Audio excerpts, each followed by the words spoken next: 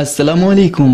بیان بھی سنے مگر مفتی حنیف صاحب جڑا مانگرول بیانات آفیشیل یوٹیوب چینل کو سبسکرائب کرے اور بیل آئیکن یعنی گھنٹی کے بٹن کو بھی دبا دے، اور ہاں لائک شیئر اور کمنٹ لازمی کر دے۔ جزاک اللہ۔ نحمده ونستعینه ونستغفره ونؤمن به ونتوکل علیہ ونعوذ باللہ من شرور انفسنا ومن سیئات اعمالنا من يهده الله فلا مضل له ومن يضلله فلا هادي له ونشهد أن لا إله إلا الله وحده لا شريك له ونشهد أن سيدنا ونبينا وسندنا وحبيبنا ومولانا محمدا عبده ورسوله أرسله بالحق بشيرا ونذيرا وداعيا إلى الله بإذنه وسراجا منيرا وسلم تسليما كثيرا كثيرا قال الله تبارك وتعالى في الكلام المجيد والفرقان الحميد أعوذ بالله من الشيطان الرجيم بسم الله الرحمن الرحيم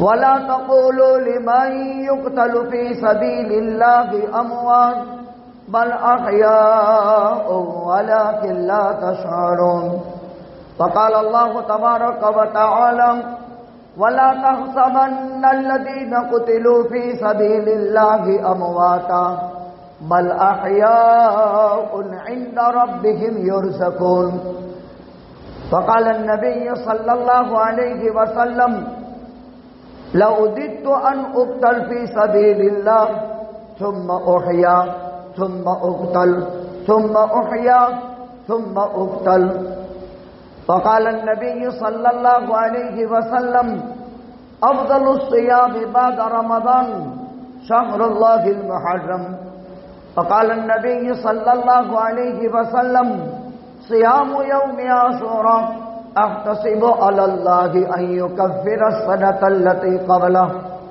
صدق الله العلي العظيم وصدق رسوله النبي الأمي الكريم ونحن على ذلك لمن الشاهدين والشاكرين الحمد لله رب العالمين۔ واجب الاحترام بزرگ اور دینی بھائیو، آج اسلامی سال کا 12واں مہینہ ذوالحجہ سن ہجری 1444 اور اس کی 25 تاریخ ہے۔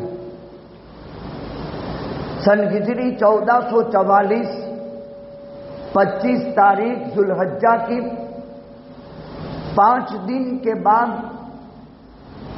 اسلامی نیا سال شروع ہوگا، یعنی آئندہ جمعہ سے پہلے سن ہجری 1445 آ جائے گی۔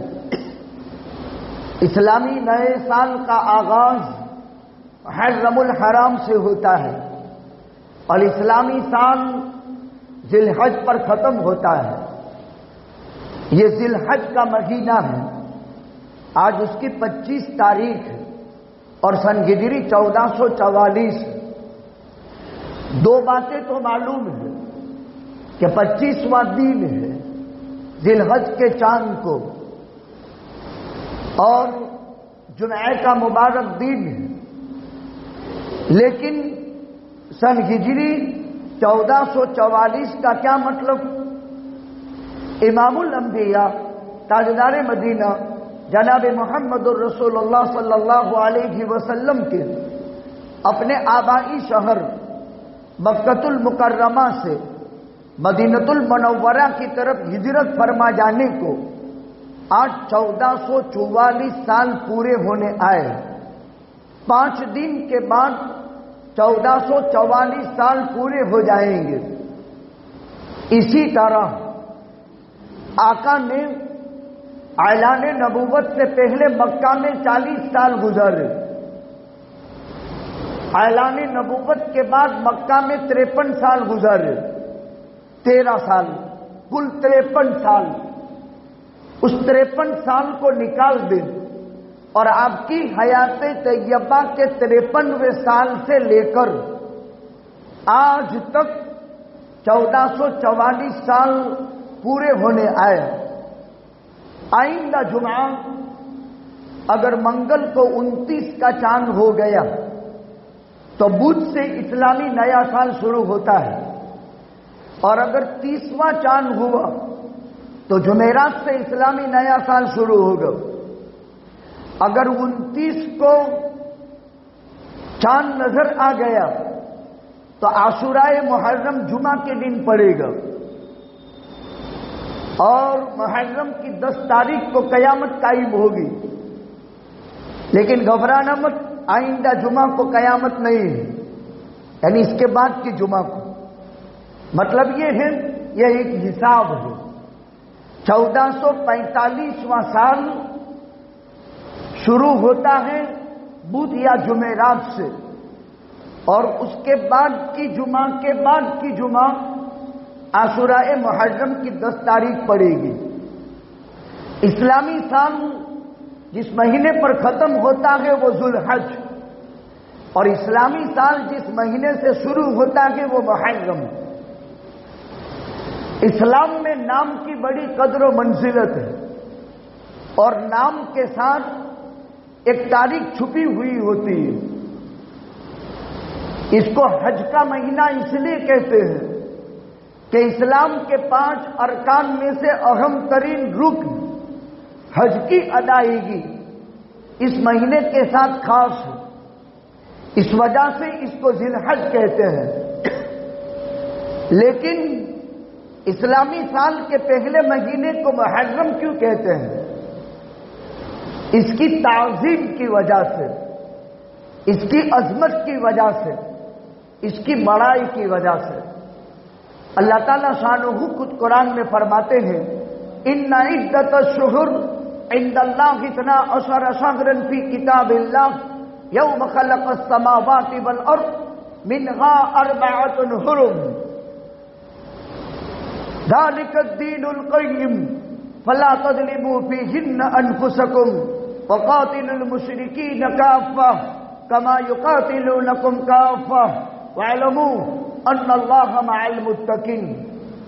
اللہ تعالیٰ شانہ فرماتے ہیں، مہینوں کی تعداد اور گنتی اللہ کے نزدیک 12 ہے۔ ان میں 4 بڑے مہینے ہیں۔ ان 4 مہینوں میں خصوصیت کے ساتھ اور باقی 8 مہینوں میں بھی کوئی گناہ کا کام نہ کرو، یہی سیدھا دین ہے۔ اور ان مہینوں میں خصوصیت سے گناہوں کے کاموں سے بچتے رہو، اور اللہ تعالیٰ متقیوں کے ساتھ ہے۔ نبی کریم صلی اللہ علیہ وسلم نے حجۃ الوداع کے موقع پر خطبہ ارشاد فرمایا، وہ بھی ذی الحج میں تھا، اسی مہینے میں۔ یہ خطبہ آقا نے دیا تھا، یا ایھا الناس، اے لوگو، زمانہ گھوم گھام کر اپنی اصلیت پر آ گیا۔ سال کے 12 مہینے ہیں، ان میں 4 مہینے بڑے ہیں، 3 مہینے پے در پہ ہیں، ذوالقعدہ، ذوالحجہ، محرم۔ اس میں سے ہم دوسرے مہینے کے 25ویں دن پر چل رہے ہیں۔ اب 1 مہینہ اور 5 دن بڑے مہینوں میں 3 پے در پے میں باقی ہے۔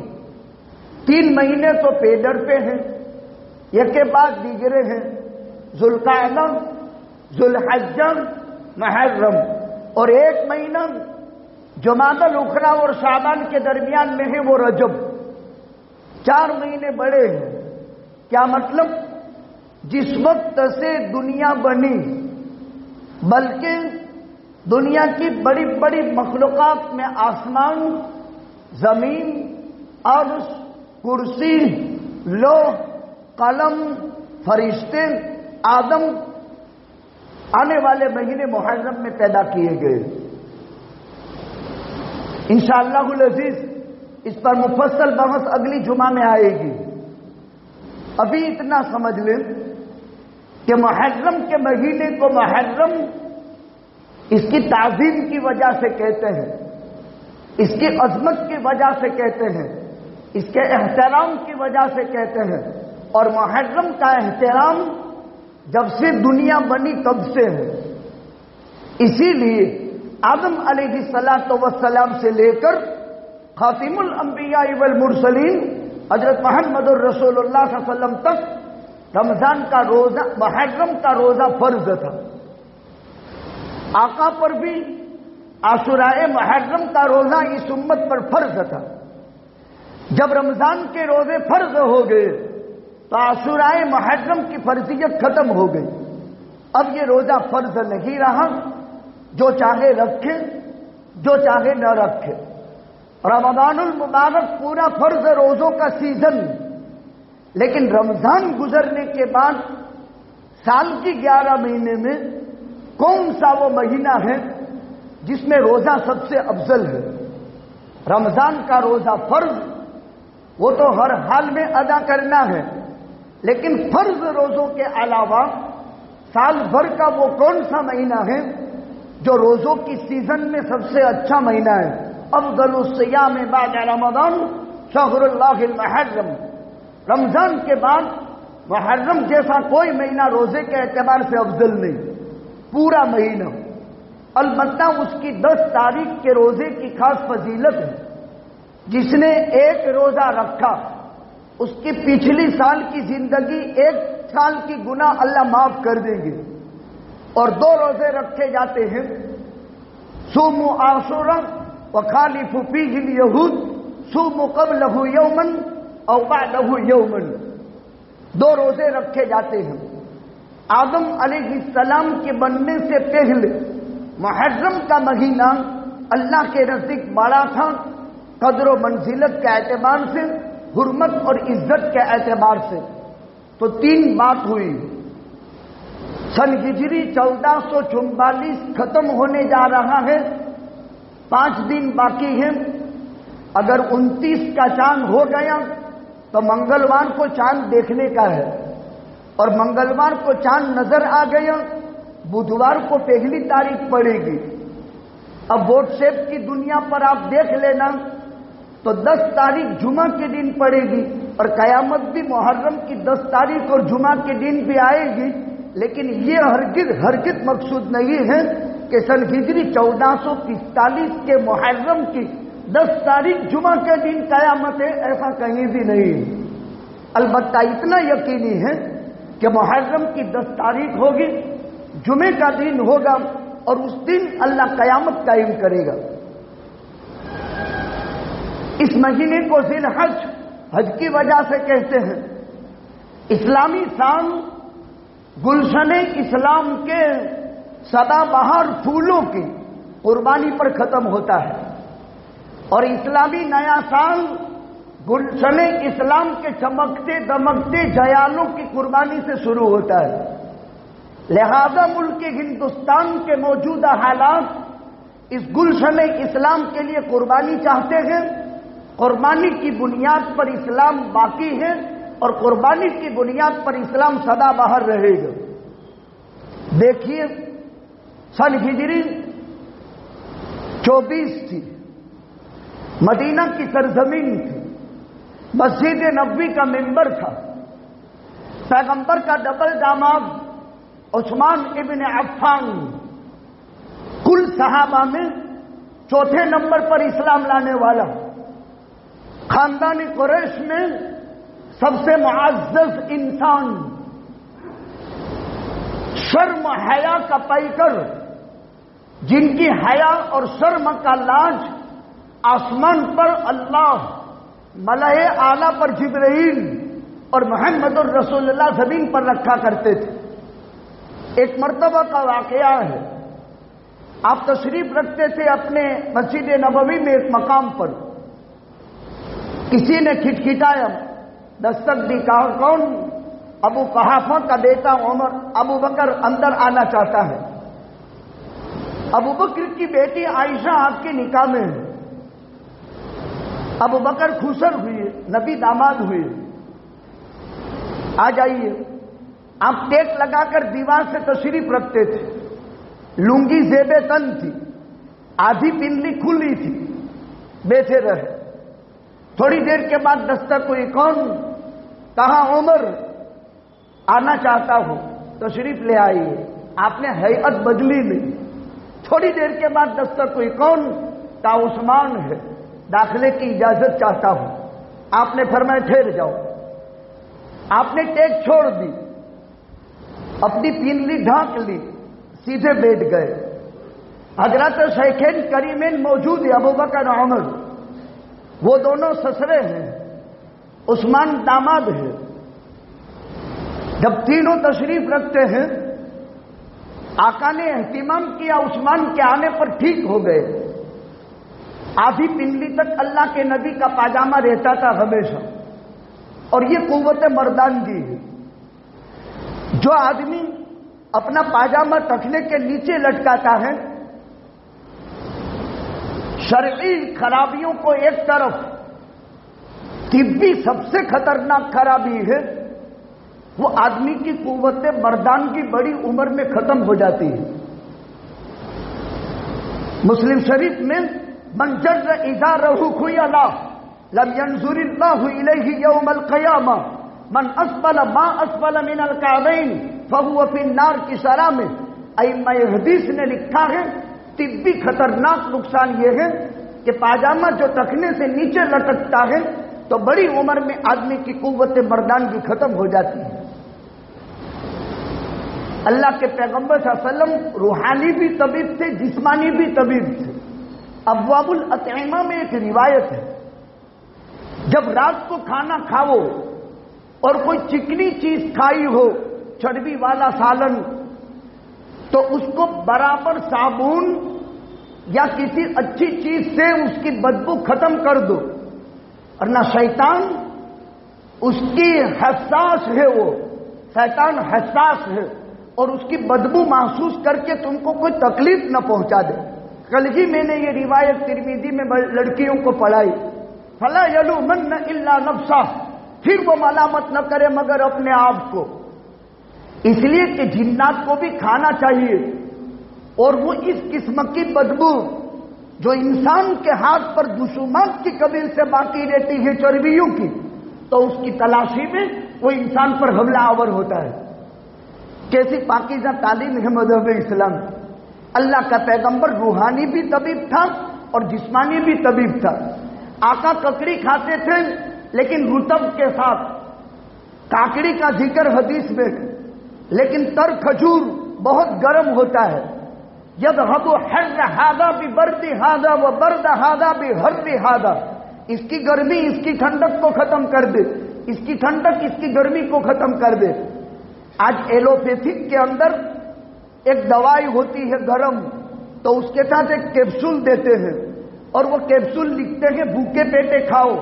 سائنس کے ایلوپیتھک ڈاکٹر سے یا کسی بھی ڈاکٹر سے پوچھو کہ یہ وڈاری کی کیپسول کیوں دیتے ہو, چاکلیٹ جیسی ہوتی ہے, اندر تکمریے جیسے دانے ہوتے ہیں, کہ بھائی وہ ایلوپیتھک دوائی کی گرمی کو یہ کیپسول کی ٹھنڈک اعتدال میں لے آئے. یہ سائنس اسلام سے نکلی. خیر یہ دوسری بحث. سیدنا عثمان ابن عفان آئے تو اللہ کے نبی ٹھیک بیٹھ گئے. پرسوں میں نے اس پر 2 گھنٹے بیان کیا ہے, مناقب عثمان پر. بڑا اونچا اسلام کا جرنل صحابی تھا. ابوبکر عمر نبی کے صحابی ہیں, سسرے ہیں, یہ جمائی ہے. صاف دل تھے, صحابہ کے دل بہت صاف. سوال پیدا ہوا, مرتبہ تو ہمارا بڑا ہے, یہ تو جمائی بھائی ہے, بیٹے کے درجے میں ہوتا ہے. ان کے آنے پر نبی ٹھیک بیٹھ گئے, پاجامہ بھی صحیح کر لیا, اور ہمارے آنے پر کوئی اہتمام نہیں. ابر روحا قلوبا, صحابہ کے دل بہت صاف تھے. فوراً پوچھ لے ایسا کیوں؟ اللہ کے نبی صلی اللہ علیہ وسلم نے جو جواب دیا وہ میں سنانا چاہتا ہوں. اے ابوبکر اور عمر, آسمانوں پر سے اللہ, ملائے اعلیٰ پر جبریل عثمان کی شرم کا لحاظ کرتا ہے, تو میں محمد الرسول اللہ عثمان کی شرم کا لحاظ کیوں نہ کروں؟ ایسے شرمیلے تھے, ہمیشہ چہرے پر کپڑا رہتا تھا, کوئی عثمان کا چہرہ جلدی دیکھ نہیں سکتا تھا. خالی مختصر ذکر کروں. مدینہ صحابہ ہجرت کر کے گئے, ایک کنواں میٹھے پانی کا, اس پر یہودی کا قبضہ, اس کا نام بیر روما, آج بھی موجود ہے, ختم نہیں ہوا. حکومت نے بہت چیزیں ختم کر دی، اس کو ختم نہیں کیا۔ صحابہ بہت پریشان، یہودی من پھاوے ایسے بھاؤ لے ہوئے، اور پینے کے پانی کے مسئلے بہت ٹیڑے۔ آقا نے فرمایا کوئی ہے جو اس کو خرید کر مسلمانوں کو وقف کر دے؟ عثمان نے کہا کیا ملے گا؟ تو کہا 35,000 درہم کے بدلے میں حضرت عثمان نے خرید کر وقف کیا۔ آقا نے فرمایا جنت ملے گی۔ جب مسجد نبوی بڑی کرنے کی ضرورت پڑی، 2 یتیم بچوں کی زمین کا ٹکڑا قریب میں تھا، اس کو مسجد میں شامل کرنا تھا۔ آقا نے فرمایا کوئی ہے جو یہ ٹکڑا خرید کر مسلمانوں کو وقف کر دے؟ اسی مدینے کی بات ہے جہاں آج مسجد نبوی ہے۔ کا کیا ملے گا؟ جنت ملے گی۔ 25,000 درہم میں خرید کر وقف کر دیا۔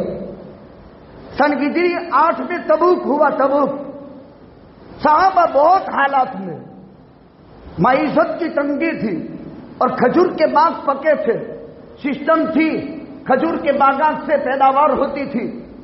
اعلان ہوا تبوک میں نکلنا ہے۔ آقا کی زندگی کی وفات سے پہلے کا یہ 3را سال یا 4تھا سال ہے جس میں نبی نے اسلام کے لیے چندہ مانگا۔ اعلان ہوا تبوک کے لیے مال جمع کرو، لیکن صحابہ حالات میں تھے۔ چندہ جمع ہوا۔ اسلام میں چندہ جمع کرنے کی یہ پہلی نظیر ہے تبوک۔ کڑاکی کی خطرناک آگ جھڑتی گرمی، کھجور کے باغات تیار، اعلان ہو گیا۔ حضرت عثمان ابن عفان نے 1,000 اونٹ، 70 گھوڑے یا 700 گھوڑے اور 1,000 دینار آقا کی خدمت میں پیش کیا، اور اتنا بڑا چندہ اور کسی کا نہیں تھا۔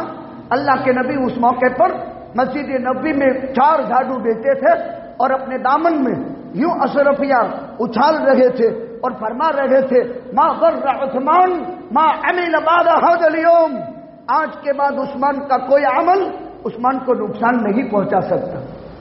یہ تو منقبت ہوئی عثمان کی۔ سن ہجری 24 یہی مہینہ تھا، 18 تاریخ تھی۔ حضرت عثمان مسجد نبوی کے ممبر پر جمعہ کا خطبہ دینے کے لیے تشریف لے آئے، اور بلوائیوں میں سے ایک نے حضرت عثمان کو پکڑ کر بٹھا دیا، آپ خطبہ نہیں دے سکتے۔ اور مسجد نبوی میں پتھر بازی ہوئی، حضرت عثمان کو بے ہوش کر دیا گیا اور یہاں سے قصر خلافت لے جایا گیا۔ 40 دن تک وہی مدینہ کی دھرتی جس میں عثمان کی دولت سے ان کو میٹھا پانی نصیب ہوا تھا، اور اس سے پہلے میٹھے پانی کی فراوانی تھی، 40 دن تک حضرت عثمان ابن عفان کو قصر خلافت میں پیاسا رکھا گیا۔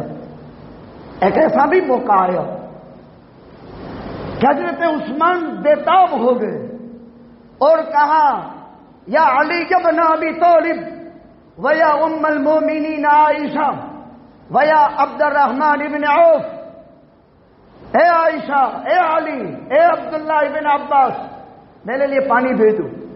حضرت علی اٹھے، امامہ باندھا تھا، مشکیدہ سر پر تھا، اور اٹھا کر قصر خلافت کی طرف گئے۔ مشکیدہ اٹھا کر پھینک دیا بلوائیوں نے، اور حضرت علی کی پگڑی پھینک دی۔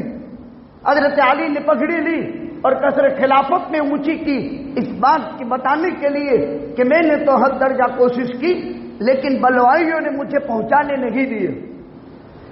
کیا حضرت علی خلیفۃ المسلمین 12 سال اسلامی خلافت سنبھالی، 12 سال۔ ابو بکر کے 2.5 سال، عمر کے 10 سال، عثمان ابن عفان کے 12 سال۔ بڑے بڑے صحابہ جمع ہوئے۔ کہاں 3 باتوں میں سے ایک منظور کر لو، آپ خلیفۃ المسلمین، آپ کے ہاتھ حکومت، آپ کے پاس فوج، آپ کے پاس طاقت، حکم کر دو، ابھی ہم لڑ لیں ان سے۔ باغیوں کی تعداد تو 150-200 تھی۔ حضرت عثمان ابن عفان نے جواب دیا، بڑا عجیب، اللہ کے پیغمبر کے مدینے میں خون ریزی کی اجازت عثمان نہیں دے سکتا ہے، میری جان کے بدلے میں مدینہ کی زمین کو خون ریز کرنا میں پسند نہیں کرتا۔ یہ تو نہیں ہو سکتا ہے. کہا آپ کے قصر خلافت کے پیچھے کے حصے میں دروازہ کھول دے اور آپ پیچھے سے کود کر کے مکہ المکرمہ چلے جائیں.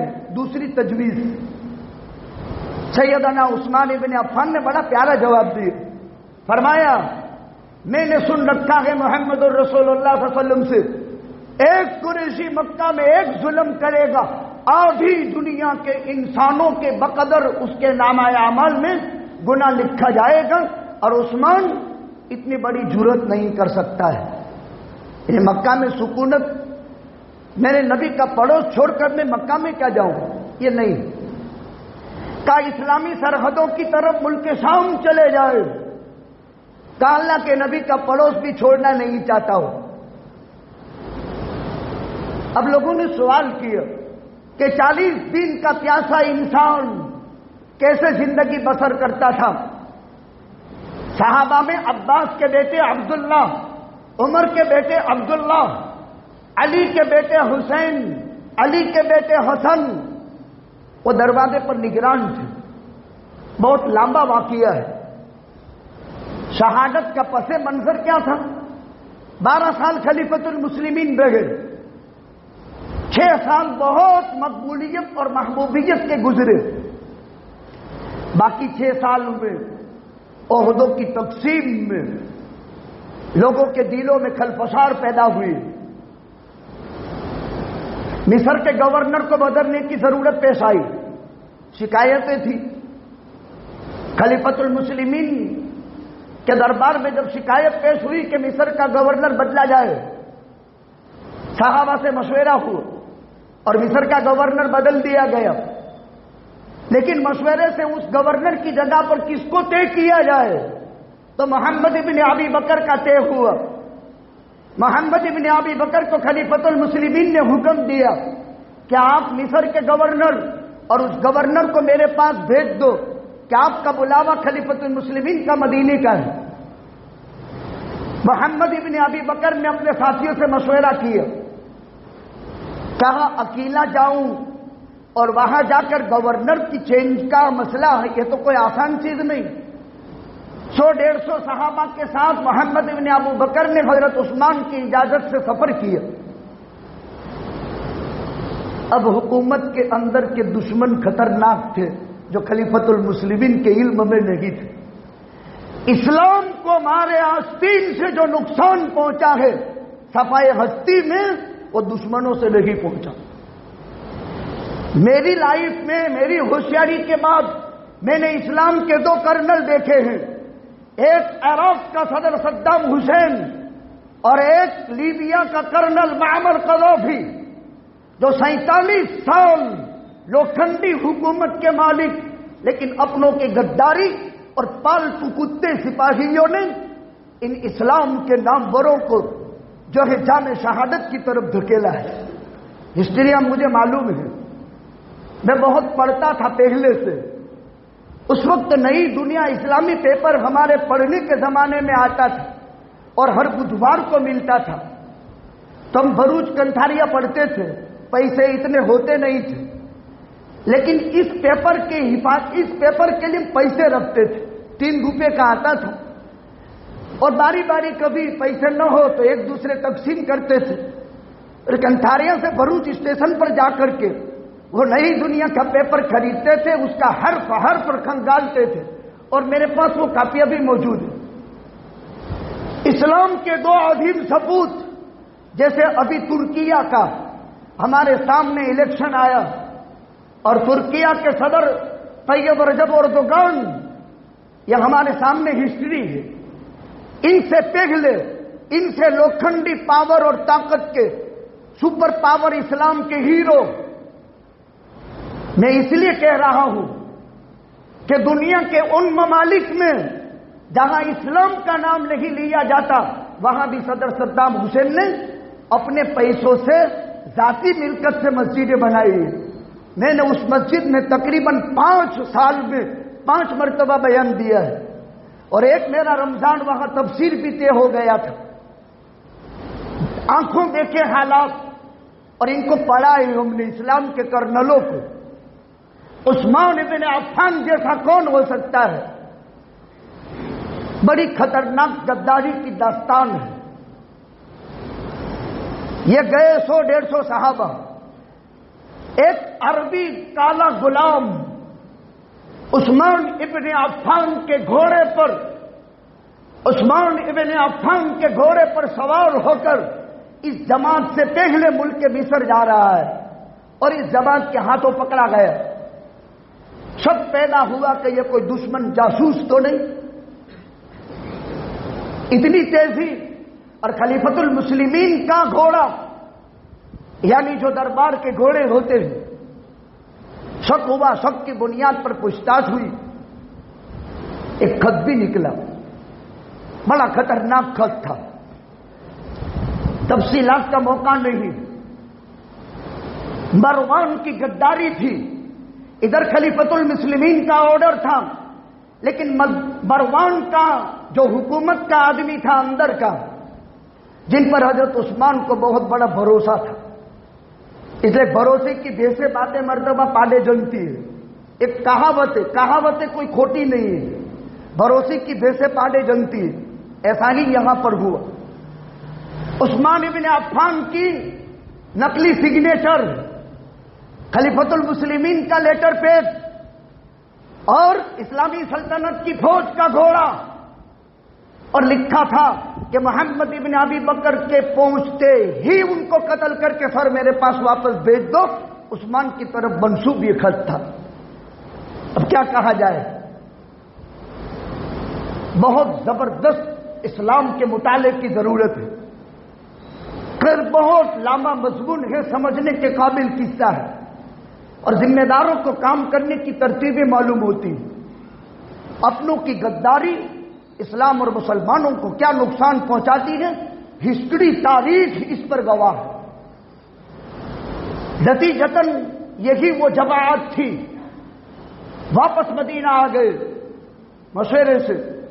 خط عثمان کا ہے، گھوڑا بھی حکومت کا ہے، سگنیچر بھی ہے، اور ہم کو تو بھیجا ہے گورنر کی حیثیت سے، اور اس گورنر کو حکم دیا جا رہا ہے کہ اس کو قتل کر دیا جائے. یہ کیسا طوفان! قسمیں کھائی کہ یقیناً خلیفۃ المسلمین کا یہ کام نہیں ہو سکتا ہے. لیکن تحقیق کرو. تحقیق کے لیے 100-150 صحابہ واپس ہو گئے. حضرت عثمان ابن عفان سے صورت حال رکھی، یہ آپ کا خط ہے، یہ فلاں حبشی غلام ہے جو پکڑا گیا جاسوس، اور یہ سیدنا عثمان ابن عفان نے حلفیہ، یہ قسم اٹھائی کہ خدا کی قسم یہ میرا خط نہیں ہے اور یہ میری دستخط نہیں ہے. میں نے جو تم کو حکم دیا وہ صحیح ہے، البتہ یہ میرا نہیں. اب یہ 100-150 صحابہ تھے، انہوں نے کہا کہ اب تحقیق ہم کر لیں. اور ان کو شک تھا مروان پر جو اندر گڑبڑی کرتا تھا. بہت لمبی خیانت چلتی نہیں ہے، کہیں نہ کہیں پکڑا جائے. چوری ایسی چیز ہے، لمبی خیانت چلتی نہیں. نتیجہ کیا ہوا؟ حضرت عثمان ابن عفان نے دیکھا کہ پورا مدار اس پر ہے، اور اگر تحقیق میں یہی پکڑا گیا تو قتل کر دیا جائے گا. حضرت عثمان ابن عفان نے سوچا کہ میں تحقیق کر لوں قبل اس کے کہ تم تحقیق کرو، اور اگر تحقیق میں قصور ثابت ہو تو ہم اس کو سزا دیں گے. انہوں نے کہا نہیں، ہم ہی اس کی تحقیق کریں گے. یہ خلیفۃ المسلمین پر اوور ہو گئے، اور اوور وہ غصے کی وجہ سے ہو گئے، اگرچہ غصے کا یہ موقع نہیں تھا. میں آپ کو احادیث سے ایک ایسی عظیم المرتبت ذات کا واقعہ بیان کرتا ہوں کہ عثمان کے ختم کے بعد یہ امت حیا سے محروم رہ گئی. ایسا عظیم انسان جس کے بابت آسمان پر سے جبریل اترا تھا. جب بیٹی رقیہ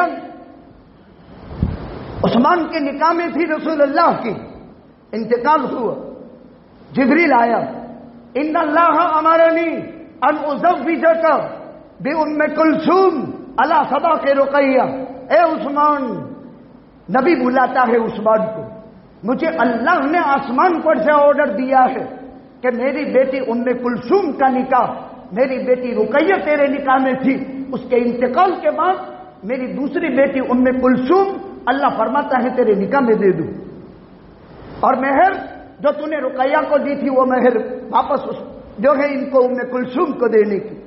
علی فرماتے ہیں، علی نبی فرماتا ہے اگر میری 40 بیٹیاں ہوتی اللہ کی قسم یہ کے بعد دیگرے یہ کے بعد دیگرے میں عثمان کو دیتا، یہاں تک کہ میری ایک بھی بیٹی باقی نہ رہتی۔ یہ سرکاری دستاویز ہے، یہ آسمانی پراوے ہیں ان کے عفت کے، ان کی پاک دامنی کے، ان کے عصمت کے، لیکن زمانہ ہمیشہ باغیوں کا رہا ہے۔ بغاوت زوروں پر ہو گئی، کوئی حق کی تحقیق تو کرتا نہیں، نتیجتاً ان کا زور بڑھ گیا، یہ اوور ہو گئے، انہی کو بغاوت کہتے ہیں، انہی کو سبائی کہتے ہیں، اور انہیں نے حملہ کیا، نتیجتاً قصر خلافت میں قید کر دیے گئے۔ یہ 18 ذی الحجہ کا واقعہ ہے اور سن ہجری 24 ہوئی۔ قصر خلافت میں 40 دن پانی بند، اور پھر یہی محمد ابن ابی بکر قصر خلافت پر چڑھ کر بلوائیوں کے ساتھ حضرت عثمان کے سینے میں نیزہ ٹھوک دیا ہے، جبکہ وہ قرآن پڑھ رہے تھے، اور قرآن کی آیت فَسَيَكْفِيكُهُمُ اللَّهُ وَهُوَ السَّمِيعُ الْعَلِيمُ پر حضرت عثمان کے خون کا قطرہ آج تک خدا نے محفوظ کر کے رکھا ہے، اور مصر کے میوزیم میں قرآن کی آیت پر عثمان کا خون زندہ ہے۔ قسم خدا تعالیٰ کی اس کا کلر بھی نہیں بدلا ہے۔ اسلام کا گلشن ان سدا بہار پھولوں کے ذریعے سے چمکتا ہے، اور ہم یہ سوچیں کہ اسلام کے لیے کوئی قربانی نہ دینی پڑے، اسلام سدا بہار قربانی میں رہا۔ سن ہجری 35 کا واقعہ، میں نے 24 کا 35، سن ہجری 24 تھی، 10 سال فاروق اعظم کی خلافت کے پورے ہو چکے تھے۔ اسلام 22 لاکھ مربع میل میں ایک اکیلا فاتح عمر حکومت کر رہا تھا، لیکن حضرت عمر کی داستانیں تو بڑی عجیب ہے، تاریخ بھری پڑی ہے۔ جب ملک شام کے گورنر ابو عبیدہ ابن الجراح کی وزٹ کے لیے خلیفۃ المسلمین نکلا تھا، 22 لاکھ مربع میل زمین کا مالک ایک غلام ساتھ میں رکھ لیا تھا، کتان کے کپڑے پہنے تھے، چل رہے تھے۔ اب ایک اونٹ پر 2 سوار تو نہیں ہو سکتے، اگرچہ اونٹ پر 2 سواری جائز ہے، لیکن خلیفۃ المسلمین بہت مساوات کرتا تھا، انصاف کا عجیب پیکر تھا، کہ ایک منزل تم چلو، ایک منزل میں چلوں گا، ایک منزل تم اونٹ پر سوار رہو، میں اونٹ کی نکیل پکڑ کر چلوں گا۔ مدینہ سے شام گئے اور شام پہنچے، ایک منزل پر غلام، ایک منزل پر وہ اونٹ کی نہار پکڑے ہوئے ملک کے شام پہنچ گئے۔ اب شام میں اہل کتاب تورات اور انجیل کے علماء یہودی اور عیسائی کتابیں لے لے کر استقبال میں آئے تھے۔ آج دیکھیں اسلام کے اس جرنل کو جو 22 لاکھ مربع میل کا مالک ہے، جن کو فاروق اعظم کہا جاتا ہے، انہوں نے اپنی کتابوں میں ان کا حلیہ پڑھا تھا۔ عجیب قدرت اللہ کی دیکھو، جب شام میں داخلے کا وقت آیا تو غلام کے چڑھنے کی باری اور خلیفۃ المسلمین کے اونٹ کی نکیل پکڑ کر کے چلنے کی باری۔ غلام کہتا ہے خلیفۃ المسلمین امیر المومنین میرا پانی چھوٹ گیا ہے، آپ ہی اس بات کے لائق ہے، آپ اب اونٹ پر سوار ہو جائیے، ہزاروں کی تعداد میں انسان کا امنڈا ہوا سمندر اور ٹھاٹھے مارتا سمندر آپ کے استقبال کے لیے آیا ہے، کوئی کیا سمجھے گا؟ آپ غلام کو اوپر بٹھاتے ہیں، تیری باری ہے تجھے اوپر رہنے کا، میری باری ہے میں نیچے رہوں گا۔ پہنچ گئے، اب وہ دیکھتے ہیں اوپر غلام اور دیکھتے ہیں توریت، یوں دیکھتے ہیں غلام کو، یوں دیکھتے ہیں انجیل، یہ عمر نہیں ہے جو ہم نے کتابوں میں پڑھا ہے، قسم خدا تعالیٰ کی یہ کوئی اور ہے۔ ابو عبیدہ ابن الجراح نے فرمایا کمینوں دیکھتے کیا ہو، خلیفۃ المسلمین اونٹ کی مہار پکڑے ہوئے تمہارے درمیان میں ہے۔ پہنچ گئے، ہکا بکا رہ گئے، ان کے پسینے چھٹ گئے، ہاتھوں میں سے کتابیں چھٹ گئی۔ پہنچ گئے ترک سلطنت، اسلامی حکومت یہ ہے، خلافت یہ ہے۔ حضرت عمر نے کپڑے اتارے، کتان کا کرتا تھا، ابو عبیدہ سے کہا اس کو رفو کرا لو. یہودی درزی کے پاس گیا, وہ رفو ہو گیا. یہودی نے فاروق اعظم کو ہدیے میں ایک جوڑا نیا کپڑے کا لے کر کے ہدیے میں سل کر کے پیش کر دیا. کتان کا کرتا بھی فاروق اعظم تھا اور اس کے ساتھ ساتھ نیا کپڑا بھی. حضرت ابو عبیدہ نے کہا یہ آپ کے کپڑے ہیں, گورنر تھے وہ, اور یہ ہدیہ ہے آپ کو. یہ تو بہت متمول ملک ہے شام, تو اس کی چمک دمک تو بہت ہے, یہاں تو بہت مالدار لوگ رہتے ہیں. میری رائے یہ ہے, وہ گورنر ہیں فاروق اعظم کی, نیا کپڑا دے دیتن فرما لو تاکہ آپ کی انٹری پڑے. سیدنا فاروق اعظم کا وہ جواب آج تک حدیث کی کتابوں میں محفوظ. اے ابو عبیدہ, میں تو تجھے بہت سمجھدار سمجھتا تھا, تو ایسا بے وقوف نکلا. کفا بالایمان زینتن, کفا بالایمان زینتن. اے نئے کپڑوں میں تھوڑا شو ہوتا ہے, شو تو ایمان میں. پھر وہی لا میرا پرانا کپڑا لا, گرمی کی سیزن ہے اور کتان کا کپڑا ہی گرمی کو پہنچتا ہے اور وہ پانی کو جذب کرتا ہے. وہ فاروق اعظم سن ہجری 24 فاروق اعظم رضی اللہ تعالیٰ عنہ کی مسجد نبوی کے محراب میں, عثمان کی منبر پر, فاروق اعظم کی محراب میں نماز فجر میں 2 دن کے بعد, آج 25 ذی الحج ہے, رویوار 27 ہے, 27 ذی الحج تھی اور قاتلانہ حملہ ہوا. مختصر واقعہ یہ ہے, ابو لولو ایران کا مجوسی تھا, بڑا فنکار لوہار تھا, عجیب عجیب لوہے سے تلواریں اور لوکھن کی چیزیں بناتا تھا. مغیرہ ابن شعبہ رضی اللہ تعالیٰ عنہ کا غلام تھا. غلامی کے زمانے میں ایران کی فاروق اعظم کی فتوحات کی خبریں سن کر فاروق اعظم کو گالیاں دیتا تھا, چونکہ ایرانی مجوسی ہار رہے تھے, اسلام جیت رہا تھا. اسلام کے غلبے کی خبر سن کر اور اپنوں کے مغلوبیت کی خبر سن کر غصے میں تھا, ناراض تھا. ایک مرتبہ خلیفۃ المسلمین کے پاس آیا, میرا مالک مغیرہ ابن شعبہ وہ مجھ سے ٹیکس بہت لیتا ہے. کا کتنا ٹیکس؟ کا روزانہ کے 2 درہم. کا تیرا فن کیا ہے؟ میں تلواریں بناتا ہوں, میں چکی بناتا ہوں, میں یہ کرتا ہوں, یہ کرتا ہوں. ارے بھلا آدمی, تیرے فن کے مطابق تیرا ٹیکس 2 روپے وزارے نہیں ہے. 24 گھنٹے کے 2 روپے وڑی کیا معنی رکھتا ہے؟ پہلے سے دشمنی تھی ابو لولو کو, اس لیے کہ ایران کا مجوسی تھا اور ایرانی ہارتے تھے فاروق اعظم کی جیت کی خبریں سے. وہ پہلے سے دشمن تو تھا. اب فیصلہ بھی خلاف میں پڑا اور جس کے ویروڈ میں فتوا پڑے بات جانے دے. اب ویروڈ میں فتوا گیا, فیصلہ ویروڈ میں گیا, تیرے فن کے مطابق ٹیکس برابر ہے, تو اس نے دشمنی میں اور اضافہ کیا. چند دن گزرے تھے, سیدنا فاروق اعظم کے چکی بنانی پڑی, تو کہا وہ چند دن پہلے آیا تھا, وہ اچھا فنکار ہے, اسی کو بلا لو. بلایا گیا اور کہا یہ چکی ضرورت ہے بنا دے. کہا میں ایسی چکی بناؤں گا کہ مشرق سے مغرب, شمال سے جنوب, آسمان سے زمین میں شہرت ہوگی. کیسی دھمکی! فاروق اعظم سمجھ گئے کہ میرے قتل کی دھمکی دے رہا ہے. لیکن اسلامی سلطنت میں جب تک بات ثابت نہ ہو 2 عادل گواہ سے یا اقرار سے, تب تک سزا نافذ نہیں کی جا سکتی. لیکن فاروق اعظم کے منشا پر جب قرآن نے 12 مرتبہ اللہ نے موافقت کی ہو, تو کیا مجوسی ایرانی کافر شیعہ کا فاروق اعظم دھمکی نہیں سمجھ سکتا؟ سمجھ گئے تھے کہ میرے قتل کی دھمکی ہے, اور صحابہ سے فرمایا کہ اس نے مجھے قتل کی دھمکی دی ہے. لیکن یاد رکھو, اسلامی سلطنت میں جب تک جرم ثابت نہیں ہوتا سزا نافذ نہیں کی جا سکتی, سزا نہیں دے سکتے.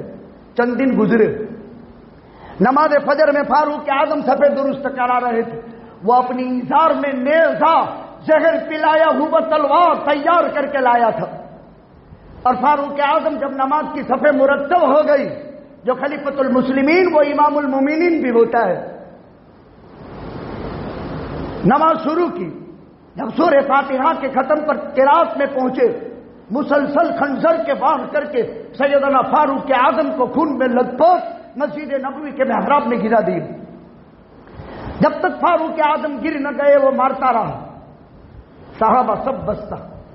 عبد الرحمن ابن عوف پیچھے نماز میں کھڑے تھے. قربان جائے عمر تیری صداقت پر، تیری عظمتوں پر، تیرے محمد الرسول اللہ کی صحابیت پر، تیرے قرآن کی توافق پر. اس حالت میں زبان سے ایک لفظ بولے بغیر سیدنا فاروق اعظم نے عبد الرحمن ابن عوف کا ہاتھ پکڑ کر مسجد نبوی کے محراب میں خون کے لت پوت ہونے کی حالت میں اللہ کے پیغمبر کے مصلی پر عبد الرحمن ابن عوف کو کھڑا کر کے اشارے سے کہا نماز پوری کر. اس کو خلیفۃ المسلمین کہتے ہیں، اس کو امیر المومنین کہتے ہیں. اللہ کی نماز عمر نے ضائع نہیں ہونے دی. ارے اف تو دور کی بات، نیابت کا مسئلہ اشارے سے حل کر کے عبد الرحمن ابن عوف نے نماز فرمائی. کروڑوں جانے قربان ہو عمر تیری عدالت اور صداقت پر کہ تو نے قربان ہوتے ہوتے اللہ کی نماز کو قربان نہیں ہونے دی. اور لاکھوں کروڑوں اربوں جانے قربان ہو عبد الرحمن ابن عوف پر کہ جنہوں نے تڑپتے ہوئے خلیفۃ المسلمین کے جسم مبارک سے خون کے فوارے پھوٹتے ہوئے دیکھ کر لت پوت مسجد نبوی کے محراب میں خون سے اللہ کی نماز عبد الرحمن نے پوری کرائی. صحابہ جمع ہو گئے، قصر خلافت میں اٹھا کر لے جایا گیا. حضرت عمر کو ہوش آیا کہ مجھے کس نے قتل کیا؟ تو کہ فلاں ابو لولو مجوسی نے. الحمدللہ فاروق اعظم کی زبان پر پہلا کلمہ الحمدللہ. تمام تعریف اللہ کے لیے ہے جس نے عثمان عمر کے خون سے کسی مسلمان کا ہاتھ رنگین ہونے نہیں دیا. لکھا ہے علماء نے وہ ایک بند دروازہ تھا جو محمد الرسول اللہ فرما چکے تھے وہ توڑ دیا جائے گا اور قیامت تک کبھی بھی یہ دروازہ واپس ریپیئر نہیں کیا جائے گا. یعنی قیامت تک مسلمان اپنے جان اور مال کی قربانی دیتے رہیں گے.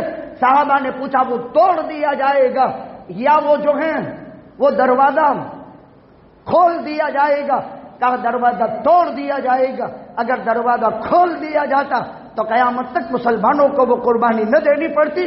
لیکن اس عمر کی شہادت کے بعد اب قیامت تک گلشن اسلام کو ماہتاب اور آفتاب کھلانے کے لیے قربانی کی ضرورت. 3 دن بقید حیات رہے. پہلی محرم تھی. 3 دن میں فاروق اعظم نے 2 کام کیے. اللہ اکبر. خلافت بورڈ بنایا. میرے بعد یہ امت گمراہ نہ ہو جائے. مجلس مشاورت قائم کی. آج شورا اور امارت کا جھگڑا. شورا قائم کی شورا فاروق اعظم نے. وہ چاہتا تو عثمان کو خلیفہ بنا دیتا، وہ چاہتا تو علی کو نامزد کر دیتا، لیکن مشورہ شورا بنائی. شورا اسی پر ہمارے اکابر شورا پر جمے ہیں. علی ایک ممبر، عثمان دوسرا ممبر، طلحہ تیسرا ممبر، عبد الرحمن ابن عوف چوتھا ممبر، سعد ابن ابی وقاص 5واں ممبر، اور بعضوں میں ابو عبیدہ ابن الجرہ 6واں ممبر. میرا بیٹا عبداللہ خلافت بورڈ کا ممبر نہیں ہے لیکن عقل مند ہے، ہوشیار ہے. ضرورت پڑے مشورہ لینا، لیکن خلافت بورڈ کا ممبر نہیں ہے. وہ رکنی جو کمیٹی ہے اس کا ممبر نہیں. ایک مسئلہ یہ حل کیا. پھر اس مسئلے پر علی کیوں، اس کے فضائل نام دیے 6 اور ان کے فضائل اس کا وقت نہیں رہا. ان فضائل کی بنیاد پر، ان کمالات کی بنیاد پر، ان صلاحیتوں کی بنیاد پر، ان استعدادوں کی بنیاد پر مجلس مشاورت بنی تھی. طبیب لایا گیا، علاج کیا. ادھر سے ڈالی جاتی دوائی زخم سے نکل جاتی تھی. عمر نے فرمایا اب دوا کی تاثیر ختم ہو گئی، دعا کی تاثیر غالب آ گئی. یہ چھوڑو. اللہ سے دعا کی تھی. حج سے سفر ہو رہا تھا، کھلے میدان میں سو گئے تھے. آسمان پر برابر چاند صبح تک مختلف حالات میں عدلتا بدلتا رہا تھا اور دعا کی تھی ذی الحج میں، اور ذی الحج میں قبول ہو گئی۔ مدینہ پہنچتے ہی اللہم ارزقنی شہادۃ فی سبیلک ووفاء فی بلد رسولک، اے اللہ شہید ہونا چاہتا ہوں، اور وہ بھی نبی کے مدینے میں شہید ہونا چاہتا ہوں۔ عمر تو عمر تھا، آسمان اور زمین کا فرق دونوں دعاؤں میں۔ مدینہ میں کہاں لڑائی ہونے والی ہے؟ وہ تو دارالاسلام قیامت تک بن چکا، جہاں دجال داخل نہیں ہو سکے گا۔ عمر کی دعا میں آگ پانی تھا، لیکن اللہ اللہ ہے، عمر کی دعا قبول کر کے بتائی۔ مسجد نبوی کے محراب میں نماز فجر میں فاروق اعظم پر ابو لولو کا قاتلانہ حملہ، اور پہلی محرم کو سیدنا فاروق اعظم رضی اللہ تعالیٰ عنہ کی جنازے کی تدفین اور دفن کا واقعہ آپ سنیں تو حیران رہ جائیں۔ کہ بیٹا عبداللہ ایک کام کرنا ہے، میرے نبی کے پڑوس میں ابو بکر ہے اور ایک جگہ خالی ہے وہ عائشہ کی، وہ ام المومنین ہے، ہماری ماں ہے وہ جگہ عائشہ کی، ادھر ابو بکر ادھر عائشہ اور اللہ کا نبی، وہ جگہ وقف ہے۔ لیکن امی سے کہنا آج عمر تیرا ایک بیٹا ہے، اور اگر آپ اجازت دیں جو آپ کی جگہ ہے وہاں میں دفن ہونا چاہتا ہوں۔ اس سے کئی مسئلے ثابت ہوئے کہ انبیاء کی قبور کے پاس اور نیک لوگوں کی قبروں کے پاس دفن ہونے کی تمنا کرنا اور اچھی جگہوں میں دفن، اب اس میں کئی مسائل ہیں، وہ اس روایت سے ثابت ہے۔ مولوی مفتی اپنے جیب سے فتویٰ نہیں نکالتا ہے، اصول اسلام سے مسلم، اسلام کے اصول سے مسائل کی تخریج ہوتی ہے۔ خیر عبداللہ پہنچے، کہا وہ جگہ آپ کی، میرا باپ عمر کہتا ہے اگر آپ دے دے تو میرے لیے زہر قسمت، اور آسمان اور زمین میں اس سے بڑی نعمت میرے لیے اور کوئی نہیں ہو سکتی۔ عائشہ بھی عائشہ تھی، اس زمانے کے بت کے پجاری اور ابن مسعود ثقفی جیسے احسان کے پروردہ ہوتے تھے، اور عرب میں کہاوت تھی انسان احسان کا غلام ہے۔ امی عائشہ پر جب تہمت آئی منافقین کی طرف سے، پہلا وہ عمر تھا جس نے کہہ دیا تھا سبحانک ھذا بہتان عظیم، اے اللہ کے نبی اللہ کی ذات پاک ہے، میری ماں پاک ہے، اور یہ منافقوں کی تہمت بہت بڑا بہتان ہے۔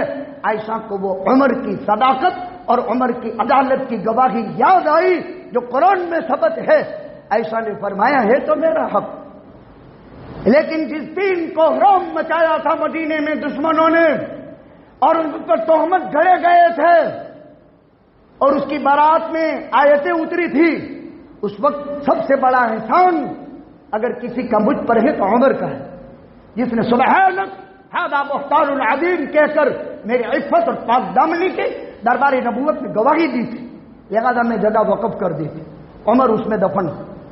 لیکن عمر کا انصاف دیکھو، قسم خدا تعالیٰ کی، قیامت تک کائنات عمر ثانی عمر ابن عبدالعزیز کو چھوڑ کر عمر ابن خطاب کے ایک دن کا انصاف کا بدلہ نہیں چکا سکتے۔ کہ بیٹا ابھی زندگی باقی ہے۔ خوف تھا بڑا خطرناک فاروق اعظم کا، جس گلی سے عمر گزرتا تھا قسم خدا تعالیٰ کی 10 سال میں کبھی بھی شیطان وہ گلی کے عمر کے سامنے نہیں آتا تھا، گلی بدل دیتا تھا، شیطان بھی ڈرتے تھے۔ کہاں آج تو میں خلیفۃ المسلمین ہوں، لوگ مجھے امیر المومنین کہتے ہیں، جب مجھ میں سے جان ختم ہو جائے ہو سکتا ہے امی کے دل میں یہ خیال ہو کہ خلیفۃ المسلمین ہے، امیر المومنین ہے، اس لیے اپنی وجاہت سے کسی پر دباؤ ڈال کر کے کوئی حکم نافذ نہیں کیا جا سکتا، یہ اسلام کا مسئلہ ثابت ہوتا ہے۔ کل کو میں خلیفۃ المسلمین نہ رہوں، میرا جنازہ اٹھانا اور واپس دفن سے پہلے امی عائشہ سے سہبار پوچھنا، شاید ان کا ارادہ بدل جائے، یا میں خلیفۃ المسلمین اب نہیں رہا، عمر کے بیٹے عبداللہ گئے، آج میرا باپ خلیفۃ المسلمین نہیں ہے، امیر المومنین ہے، عام مسلمانوں کی طرح ایک اللہ کا بندہ ہے اور رسول اللہ کا صحابی ہے، آپ خوشی سے اجازت دو تو میرے ابا کو دفن کریں، ورنہ میرے باپ نے کہا ہے کہ بقی میں دفن کر دینا۔ کہا میں خوشی سے اجازت دیتی ہوں۔ 27 ذی الحجہ قاتلانہ حملہ ہو. دوسرا کام کیا کیے؟ اس 3 دن کے درمیان صحابہ سے کہا لوگوں کو جمع کرو، مجھے ایک بات کہنی ہے. علیکم بکتاب اللہ لن تضلوا ما تمسکتم بہ. اے میرے ساتھیو، قرآن پر مضبوطی سے عمل کرنا، اور جب تک تم قرآن کو مضبوطی سے پکڑے رکھو گے دنیا کی کوئی طاقت تمہیں کبھی بھی گمراہ نہیں کر سکے گی. یہ آخری وصیت کی اور سیدنا فاروق اعظم محرم کی پہلی تاریخ کو جان آخری کے حوالے کر دی. میں نے 2 عثمان ابن عفان ذی النورین، جن کے بابت علی نے فرمایا ایسا عثمان نوجوان ہے جو 2 نور کا مالک ہے، اور قیامت تک کسی نبی کے کسی امتی کو بھی یہ شرف حاصل نہیں جو عثمان ابن عفان کو حاصل ہے رضی اللہ عنہم و ارضاہ.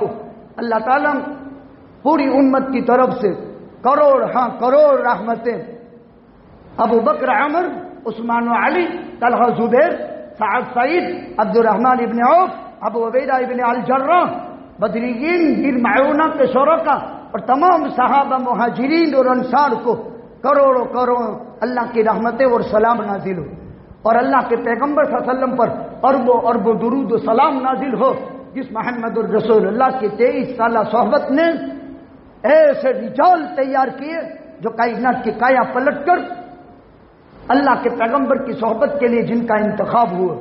اللہ سبحانہ و تعالی اس مقدس طبقے سے محبت نصیب فرماوے اور ان کی باتوں کی تابعداری کرنے کی توفیق عطا فرمائے. وآخر دعوانا